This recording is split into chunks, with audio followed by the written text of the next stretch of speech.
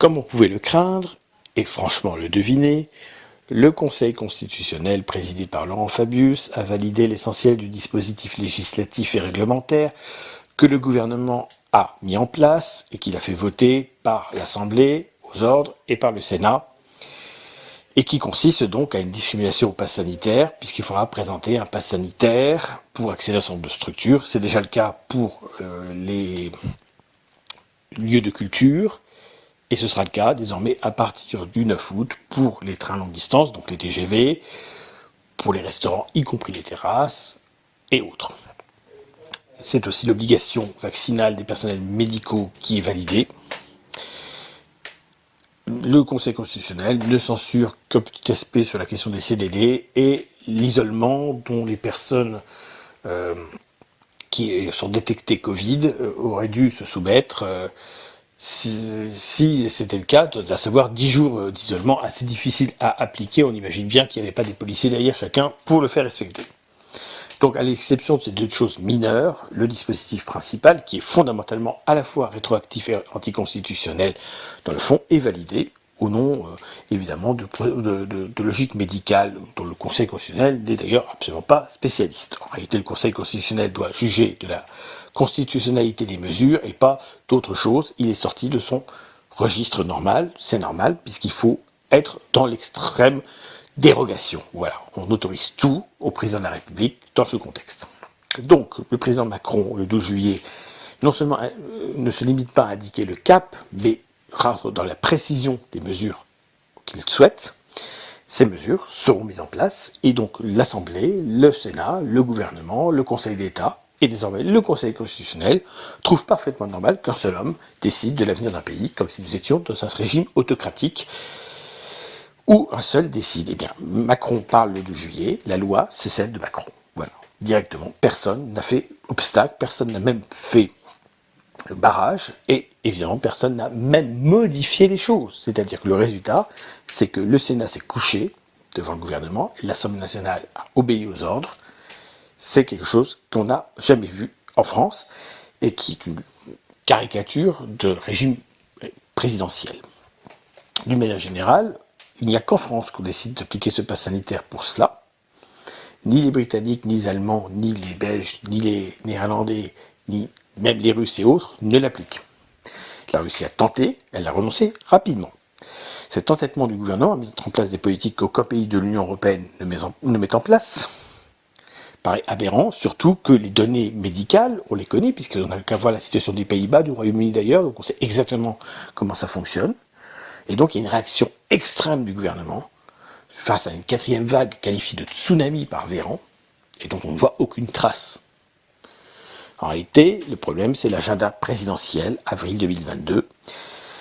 Et là-dessus, il faut reconnaître que Macron a très bien joué, parce que si ses adversaires, c'est Philippot et Asselineau dans la rue, autant dire qu'il n'a pas d'adversaire. Quant au Rassemblement national, il a fait le minimum syndical qui était de refuser le texte, avec 6 députés, autant dire que son poids était nul, mais le RN s'est bien gardé ensuite de communiquer dessus, s'est bien gardé ensuite de donner écho à son refus, et il me semblerait, sauf erreur de ma part, qu'il n'a pas réagi ou très mollement face à la décision du Conseil constitutionnel. En termes clairs, le PS, les LR et le RN ont essentiellement donné raison à Macron, même quand ils se sont opposés très mollement à lui. Leur peu d'action contre est une preuve d'acceptation. Marine Le Pen n'a voté contre que parce que sa base l'y poussait, et sinon elle l'aurait sans doute même pas voté, comme elle ne l'a pas fait par rapport à la GPA, par exemple, ou à d'autres sujets du genre. Voilà. Donc le bilan, c'est qu'un homme seul, depuis le 12 juillet, et ceci dans un délai de même pas 3 semaines, peut imposer une politique à un pays tout entier, sur la base d'informations fort discutables. On est dans une autocratie. Les journalistes, même les plus courageux, et il y en a parfois, n'osent pas dire la vérité. Récemment, donc, c'était tout à l'heure sur CNews, un journaliste assez qualifié a expliqué concrètement qu'il n'y avait pas de tsunami, contrairement à ce qu'avait dit Véran, et a donc montré qu'il y avait le haut de la crête et qu'on était en train de reculer. Donc, il expliquait clairement, et de manière justifiée, en prenant l'exemple britannique, ce qu'il fallait faire, qu'il n'y avait pas de péril catastrophique imminent. Ceci, en le disant comme ça, implicitement, ça voulait dire que Véran avait menti. Mais vous n'entendrez aucun journaliste dire que le gouvernement ment, même quand c'est éhonté. Cette soumission de la presse, comme de l'opposition, est gravissime. Les médias ne font pas leur travail d'information.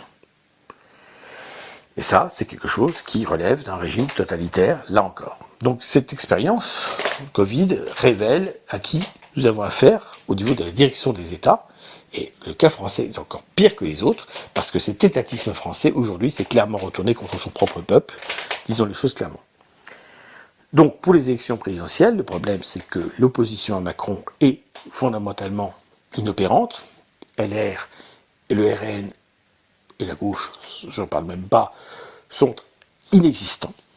Donc, on ne voit pas qui va gêner Macron pour sa réélection. Il sera sans doute réélu face à Marine Le Pen au second tour.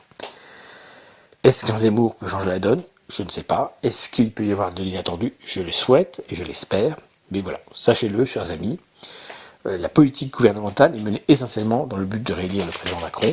On pouvait s'en douter, mais maintenant il n'y a aucun doute. Et il a beaucoup d'alliés pour cela.